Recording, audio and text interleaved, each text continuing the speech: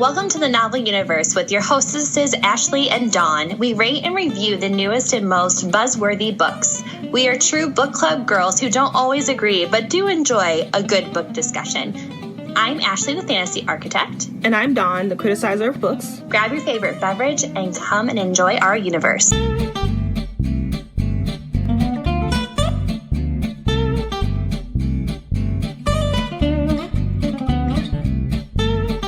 Hello, everybody, and welcome back to the Novel Universe with your hosts, Dawn and Ashley. And today we will be reviewing Faebound by Saara El-Arifi. If you are new to the Novel Universe podcast, welcome. If you are a returning listener, welcome back. And for those of you who are new, what we do here is we give a spoiler-free overview, and we talk about our likes and our dislikes, once again spoiler free, and then we will go into a spoiler edition, but we will let you know before we do that. To make it a little bit more interesting, Ashley and I do not discuss the book before we do the podcast, so we are both in the dark as to what each of us thought of the book. And for our final piece of housekeeping, our next book will be Bride by Alex, I don't know, I've never read any of her books, don't judge me. Bride by Ali Hazelwood. All right, Ashley, why don't you do the intro of Faebound? Divided by blood, imprisoned by fate, bound by desire. Welcome to the intoxicating world of the Fae. Urine is a warrior in the elven army and has known nothing but violence her whole life. Her sister Lettel is trying to make a living as a diviner, seeking prophecies for a better future. When a fatal mistake leads Urine's exile from the elven lands, they are both forced into a terrifying wilderness beyond their borders. There they encounter the impossible, the Fae Court. The Fae Court haven't been seen for a millennium, but now Urine and Lettel are thrust into their seductive world, torn between their loyalty to each other, their elven homeland, and their hearts. Dun, dun, dun. I feel like I always start it like that. Like it's like some like impending doom that we need to like prep ourselves for. You do. It hasn't changed in almost, what was it now, 4 years? 4 years. It hasn't changed in 4 years. I think I still start everyone like that. Dawn, what did you rate Faebound? I gave it a 3. I love. What did you like? Hide your eyes? What was that? What was that face? I did because I was like, oh no. Oh man. Okay, so you gave it a 3. Okay. I gave it a 2.5 to a 3. Yeah. I was not having this book. No. Which we can get into. But this was really hard for me to read. So for all of you listeners that have been listening for a long time, Ashley is a huge Moss fan. So the newest Moss book came out, and I was still powering through Faebound, and it was not on my top priority list to get through it. So, but I was excited to read it because it's supposed to be like a more adult fantasy, and there is a lot of different genres that Ashley is not privy to reading normally. So I was really excited to read it, and I don't know, this book kind of fell flat for me in a lot of areas. But we can get into it. So we're going to get into our dislikes. Dawn, do you have any dislikes? Oh, yes. Yes, I do. You got hella dislikes? I got hella dislikes. All right, so I say this a lot. Ashley gave her little disclaimer. My disclaimers is that I read a lot of YA fantasy. And when I read adult fantasy, I expect to be challenged. Like, if I'm reading a YA fantasy, then I know what I'm going to expect. But an adult fantasy is written for adults that can handle tougher themes, a more challenging world. And that is what I expect, and I did not get that here. And I was shocked because I read her first series, Final Strife. I read at least the first book. And that book was way more challenging than this one, as far as world and character and everything. And this book, I was just like, the first maybe 25% was pretty good. But then after that, it was just like downhill as far as like the intellectual writing style. I think I agree with you. Like I was sucked in the first 20 pages, or not 20 pages, but the first like 20%, right? Like we're brought into a world. There's three goddesses essentially. You know, there's the god of Fae, the god of humans, and the god of the elves, right? And so like they basically create their children. They create all these different worlds. And I'm like, okay, that's awesome. We're sucked right into like this ginormous battle that's going on, you know, and where we learn like about Yearnin, and she's a colonel in this ever war or whatever it is, because they're constantly at war. They're looking for their power source and like to help their land and feed their people and blah blah blah. And so I'm like, cool, that sounds great. Well, then she, you know, winds up getting like exiled right away. And I'm like, whoa, okay, like what's going on? Like it was set up super well. Yeah.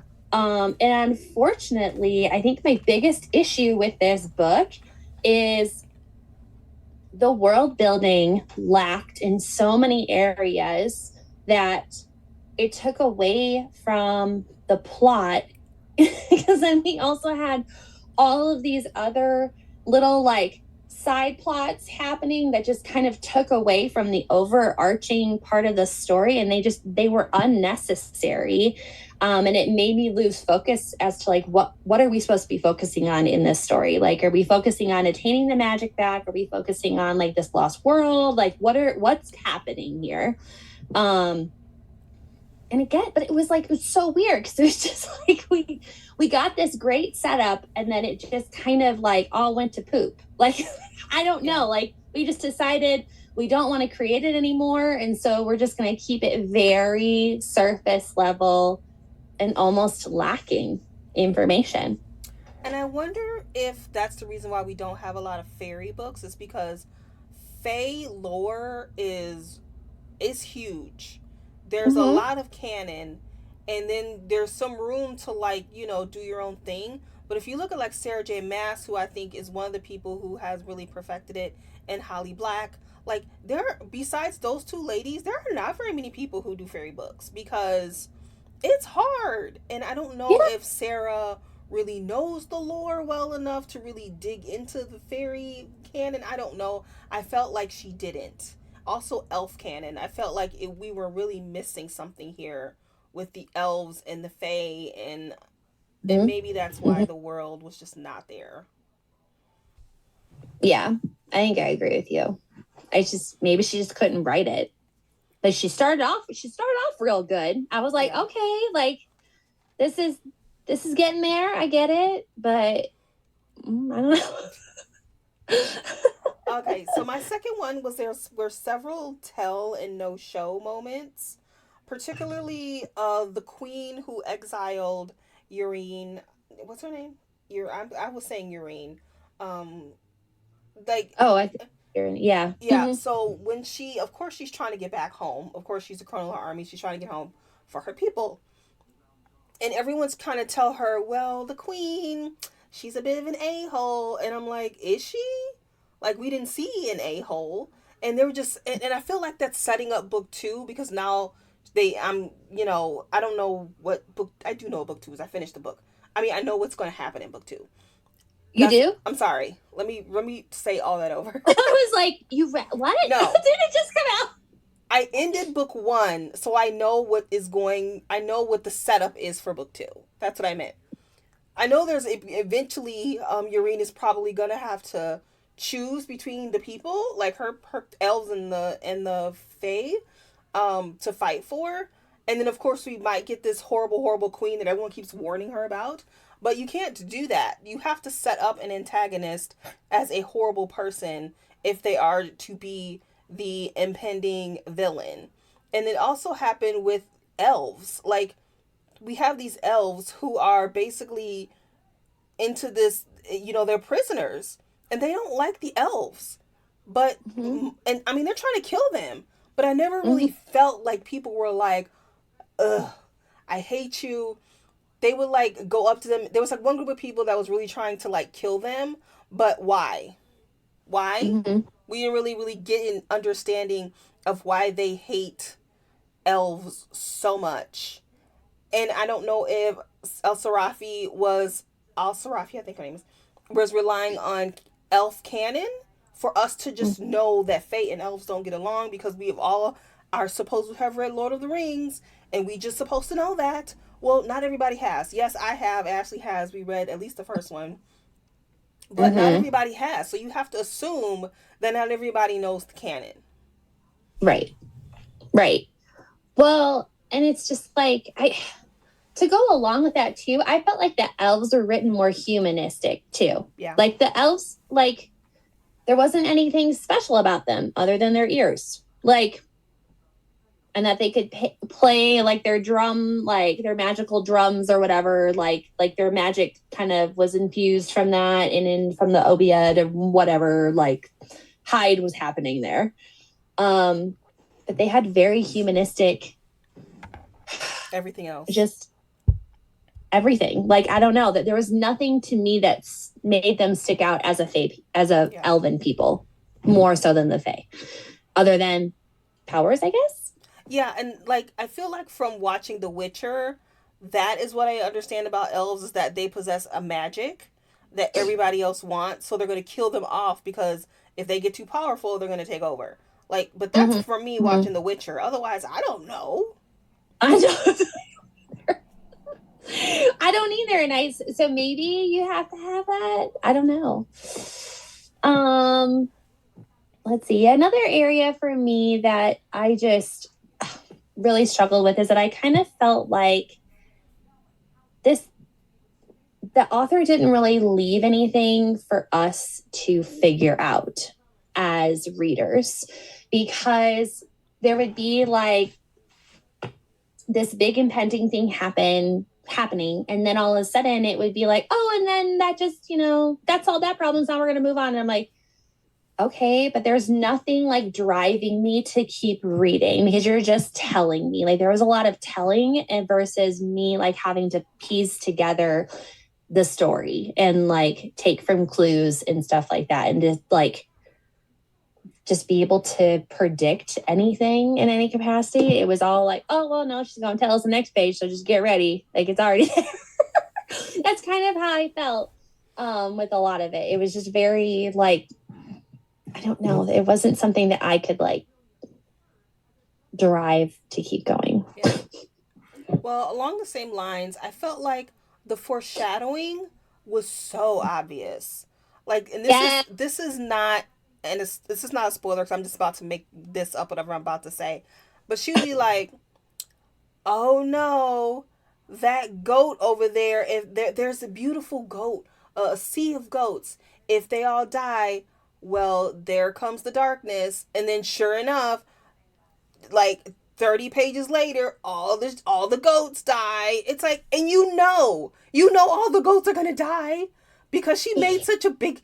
She only said it once, and everyone's just like, "Oh no!" And there were so many moments where the foreshadowing, I was just like, "Yeah, well, I know that's gonna happen. Oh, well, that's definitely gonna happen." And sure enough, it happened. Agreed. I got so mad towards the end of the book. I was like, well, that's going to happen. Yeah. Just watch. Oh, yeah. There it goes. Yeah. Who would have thought it? Oh. More dislikes for you? Yes, I do. If you are going to make someone, this is my number one thing. You're going to make someone have the gift of divination, okay, or getting some sort of a prophecy. Can you make it a chilling prophecy? Not like there's one black crow and one white crow. The black crow's gonna croak at the stroke of 3 in the morning under the old wise oak tree. Why are they British? I just that's how I felt. Like it just I want a good prophecy. I want something that's like alluring, something that's like you can sense the impending doom happening. And like Lettle's gift with having to like cut open and read the animals and like all this other stuff, like to get her next one. I'm like, okay, cool. But it just, they weren't they didn't hold the clout that they needed to in order for me to be like, oh my gosh, it's gonna happen. So who is that person? Like, Yep. It just didn't. It didn't do it. Dawn loves a prophecy, and there were so many, Yeah. but they were all too convoluted. And like you said, just like I know prophecies are not supposed to be easily interpreted, but Right. damn, like, can we get a little bit more simplistic in it so that we have a chance to interpret it? Like, yeah, the prophecies were just too many and too convoluted. I agree. And another thing about the prophecies, and this always cracks me up with books that have prophecies, especially when they're like long. How do you memorize all of that? Like, people will get told a prophecy once, and then man, they got that shit down to the comma. I mean, like, how did you remember all of that? Okay. I know. No, it just. Do you got any more dislikes? Yeah, I do. There was a miscommunication trope. I freaking hate that. As soon as that happened, I immediately lowered a star. Same. I thought of you too. I was like, oh, there it goes. Just knock it down. My glass isn't keeping itself full, so I gotta take off $1 like every time. Oh. You have any more? Yeah, the romance is terrible. Oh my. Yeah, it is. It was. It's terrible. Like, and either make it a romantasy read or don't. Like, just you can't.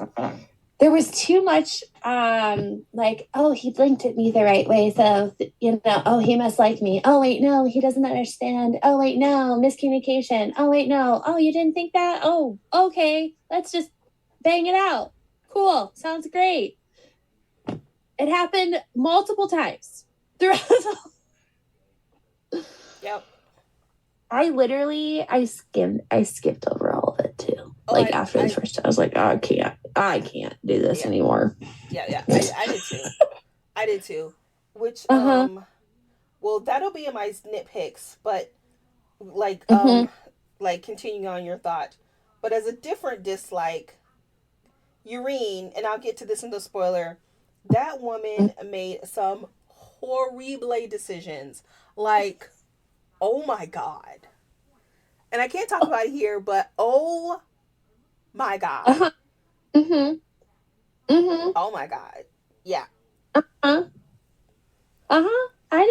know. She just, it was like one bad decision after another.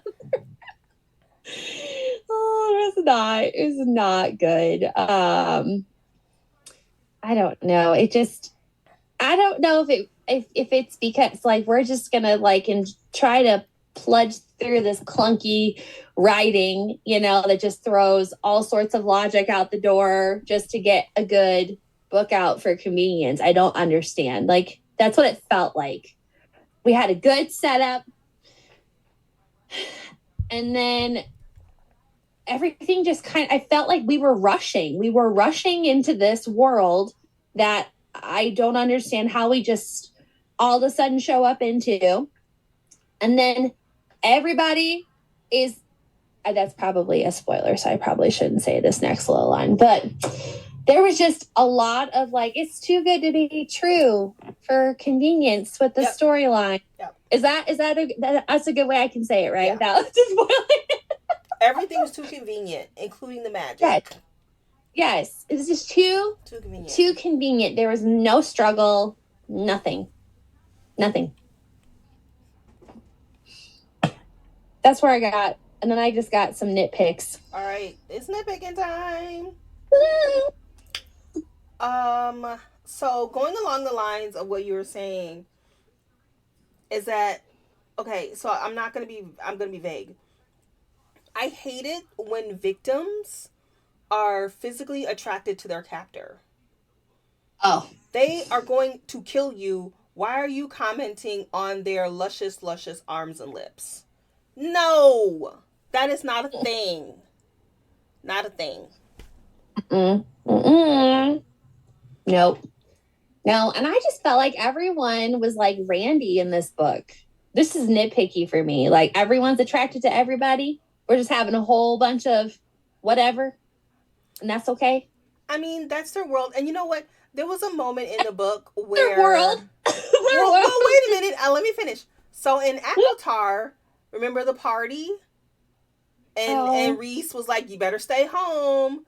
I felt like that was like that in this book the entire time when they got to the Fae court.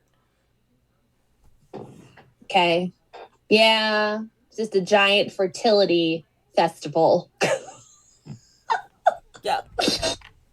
Oh, there was okay. My like next little nitpick is that what happened to the action? Like what happened to all that? There's like no action. It's supposed to be this war-packed world, and it's just gone. I guess that's book 2. Maybe, but there's just too much of coincidences for everything. Yep. It's fine. Do you have any more nitpicks? No, that was it. My last one is that the dialogue was like just odd. It was very like there was some good one-liners, like some good, like very good one-liners. There's one in particular that I'm thinking about, but it was like then all the rest of them would just be like, what the fuck was that? Like what? Like you just dropped these like beautifully eloquent, like just like, oh, you really thought about that line. And then it was just like, oh, so-and-so not doing it. Oh, she's not talking to me. Oh. My last one is I was not a fan of like Lettle. Oh, she was very whiny. If you get the audiobook and have a chance to listen to Lettle on the audiobook, it's not good. Like she had her moments. There were moments where she was just like, look, I'm feisty and I don't care. And I thought those were good. But then there were moments where I was like, yeah, you need to shut that up. So, yeah.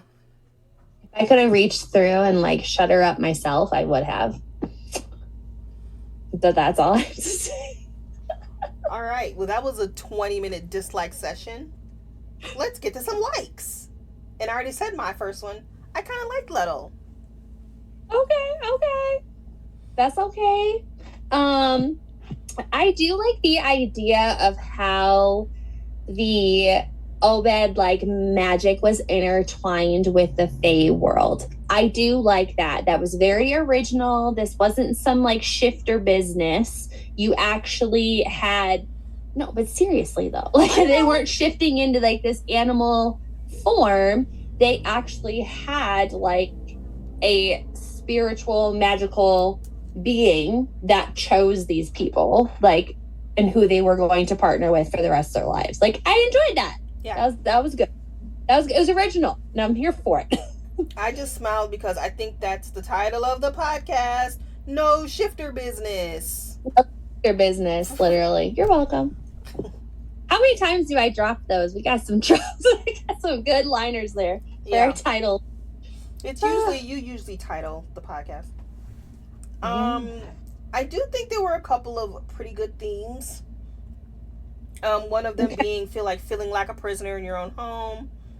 I won't elaborate, but you know. And I also had the Obeah as one of my likes. I did like the idea that the Divinaire like prophecies were not always clear. I did like that idea because it's like you have to basically sit with like what you have, what knowledge that you were given, and kind of shift through like how that could pertain to the world that you live in. Like they weren't clear in any capacity. And when it's like when I think of someone who maybe has that gift in a book or whatever, I feel like they're a little bit more clear versus so like puzzle piecey. Yeah. Or not puzzle piecey, but more like it's a rhyme and they have to really solve like what the riddle of the rhyme is. So I did like that. Yeah, I think. Go ahead. Me? Yeah, yeah. I like the representation. Leto has a disability. Urine is really tall. I think all the characters were black or brown. Mm-hmm. So yeah, I mean, the representation was pretty good. Mm-hmm. Mm-hmm. Yeah, I thought she did a really good job of kind of hitting all peoples, if you will, with this book. Like there's a lot of different areas where you could find someone that you could relate to within this book. And I appreciate that as a reader coming in.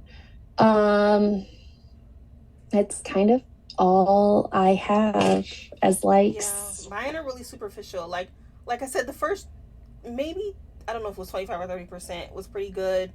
A lot of the twists were good. I think there were 2 or 3 too many twists. And I liked that Urine is like, how old was she? 40? Yeah, she's like 38 or 40, 30, I would yeah. say. Like she's an older protagonist, which I enjoyed. Yeah. I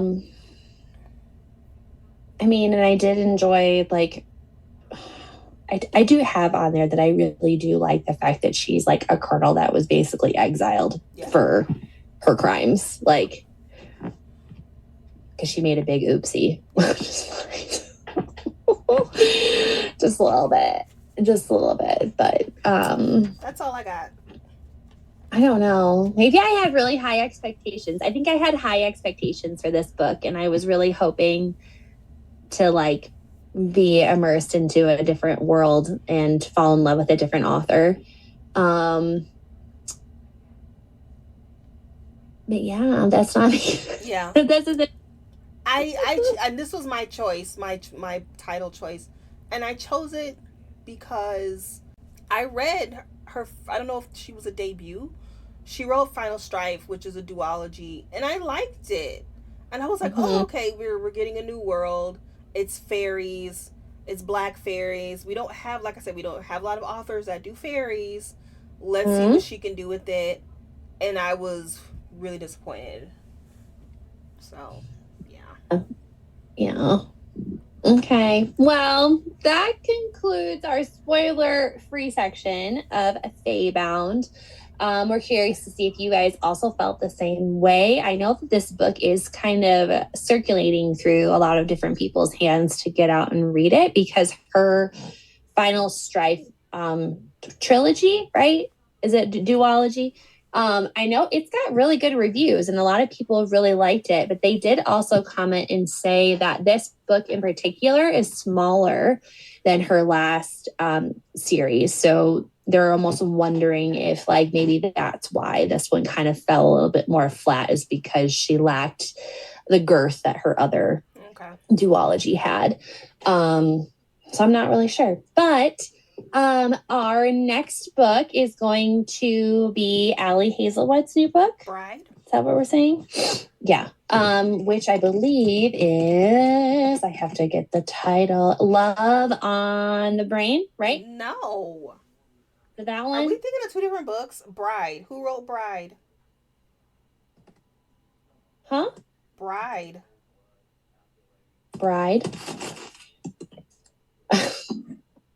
I don't know. Yeah, Ali. Yeah, this one. We are prepared, guys. We are not prepared. Can you what see is it? Bride? I can't see it with your blackout. Say, you tell the title, Dawn. It's called Bride by Ali Hazelwood. Look it up. You've seen it. I know. I'm just like, I can't see it. There it is. Bride. Yes. Yeah, vampires and werewolves. It's supposed to be really good. Yeah. Supposedly, I've heard. Well, we are going to spoil this book for you in 5, 4, 3, 2, 1. All right. I have to get the elephant out of the room. I don't know if you saw this elephant, but as soon as she killed that Obeah and she was taken to the Fae Court, I was like, oh, this is Akotar. Did you catch that? I know you did. Okay. I was like, oh no.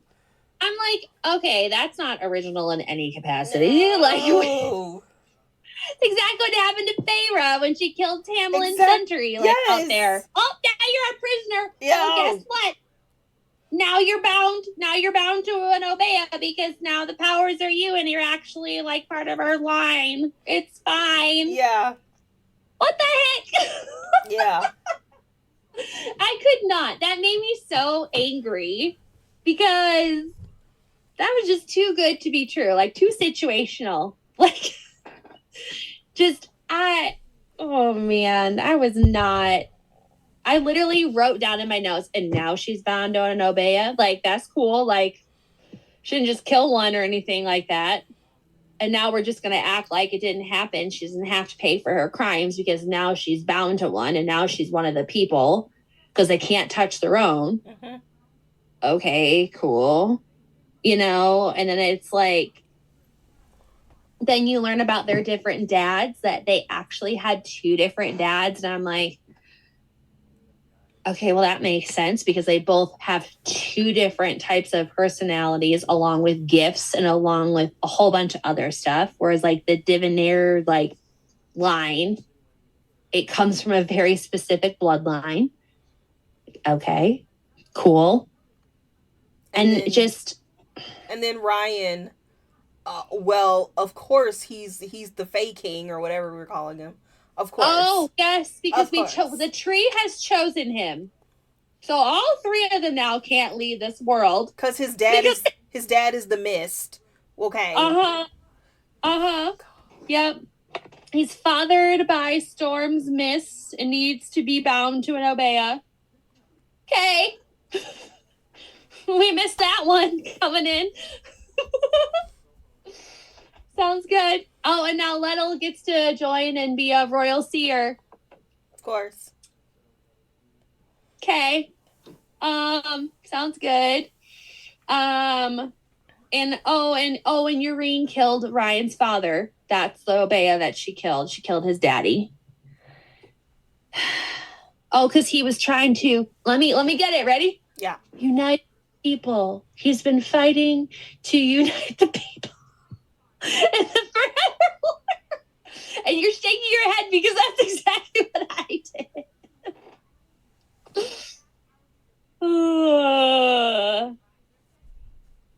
Oh, and to become Faebound is it's the Queen's highest glory. Okay. Speaking of queens, this is what I was saying, that Yrene was making horrible decisions. She was banging queens. She was banging her queen and then goes to the Fae court and then bangs the future queen. It's like, are we not learning a lesson here? Don't bang the queens. There's your lesson. There's your lesson right there. Yeah, but they all thirsty. She was a thirsty girl in this whole book series. Oh my gosh. It's cracking me up. I don't know how long she was away from her homeland, but it didn't take long. She was supposed to be in love with the queen. I don't remember. Salawa? Oh, I don't remember her name. Yeah. I don't. Yeah, and then that went out the door. I will say that I was shocked when it was revealed that she was banging the queen. I was like, "Oh, damn. This book is going to do something." Okay, I'm digging this. Mhm. No. And then it poo-pooed, but there was too much empathy for them too soon. Like, the queen like fell in love with Yrene like way too soon, like had compassion for her way too. I don't know. There just wasn't a good fight for attraction. Like, I'm an enemies to lovers girl. Like, I do like that trope, but I like it done well. Like, I want to see you pine after each other. I want to see the banter. I want to see you want to rip each other's heads off. Like, I want to see all of this stuff. And it was just, there wasn't a lot of that at all. And it all of a sudden they have like the little ceremony or whatever where they honor the fact that she's now Faebound, and they're like, I've loved you since the moment I met you, and I can't get my hands off you. Like, that's just, It happened really fast. And then she's leaving her then to now go back. And then last little part, guess who has the secret to the boundary line? Ryan's dad. Ryan's daddy-o knows what the secret is. And he gave it to him, so now they can open it for everybody. Mm-hmm. Not like they've been locked in a war for, years or anything like that. It's fine.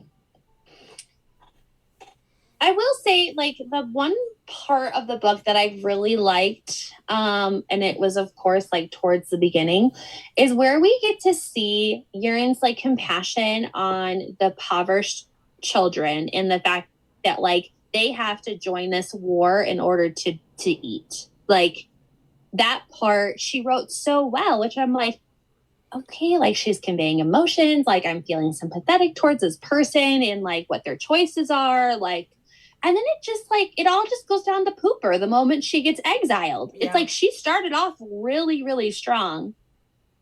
And I don't know. And then I saw the person who killed the queens, which, by the way, we didn't see the queens long enough for us to be like, oh my gosh, they're dead. Mm-hmm. You pick that person out, a needle in a haystack. I'm like, oh, it's that person. He was there. He did it. Well, there was a foreshadow that was pretty obvious. Something about some squidding. And I was like, well, she only mentioned squidding one other time. And it was with that one guy. So clearly... Comey, I think. Comey. I don't remember. The brother.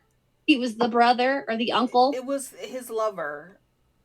Mm-hmm. So I guess that it was the lover. But I was like... Yeah. Yeah. Mm-hmm. But that's what I mean by foreshadows. I was like, well, I figured that out pretty quickly. That wasn't hard. Mm-hmm. Mm-hmm. No, she did have some really good one-liners, and I can't think of the one, but it was about making choices based on what was the wording? And that's why I wanted to find my iPad, is because that specific line, I was like, oh, that was a really good line. But I can't remember what it was. I wrote down a couple. I don't think it's the one you were thinking of. So I had, you look for ways to gain power over feelings that makes you powerless. No, do that over. You look for ways to gain power over feelings that make you powerless. Yes, that was it. That one. And then I had, this isn't, well, I guess it's a quote. Leto had never been one to mince words. She wore her ignorance as proudly as her intelligence. Mm-hmm. I kind of like that one. Yeah, that's what I'm saying. She's got these beautiful lines in this book. And I'm like, how did we miss the storyline? It was just, it got to a point where it's they get captured by the Fae. And then it's just that's predictable. Sure as heck, she's going to fall in, Leto's going to fall in love with Ryan. Ryan's not going to want to leave her and all this other stuff. Oh, and Urian's going to fall in love with the other general that's there, but who turns out to be a queen. Oh, there it goes. Oh, okay, there that happened. And just boom, boom, boom. Everything just became so predictable with what was going to happen. And I kept reading because I wanted to be wrong. I wanted to be wrong that it wasn't going to happen. Oh, I'm still surprised you gave this book a 3, by the way. That's a generous 3. I was between a 2.5 and a 3. I thought it was different enough to give it. Yeah, I've already given a 2.5 this year, and that book was way worse than this one, so I couldn't give it a 2.5. Okay, I haven't given a 2.5 yet, but it's I don't know. There's still so many good there's still so many good one-liners in the book that I'm like, is it worth the 2.5? Is how I feel. I don't know. I was not impressed. Yeah. And I read various things about this author, and I was like, this is gonna be good. No. Oh well, at least it's not lore. One year we started a year off with lore, and that was bad. It's not that bad. That was so bad. And then the book after that was bad, and it didn't get good until we read a Claire book, I think. It's true. This isn't as bad as that because it's got some good potential. I don't know if I will read book 2 though, just because of how predictable everything was in book 1. I don't want to say I'm gonna do that. But do you have anything else that you want to talk about with the book in the spoiler edition area? Okay. Yeah, I'm sorry, guys. We're starting off with a not so good. But if you have anything exciting for us to read, please let us know in the comments. We will not be doing Sarah J. Maas's new book because there's just a lot going on that someone else in our podcast has not done. Yeah, somebody didn't finish ACOTAR. I don't know who that person is, but that person did not finish ACOTAR, so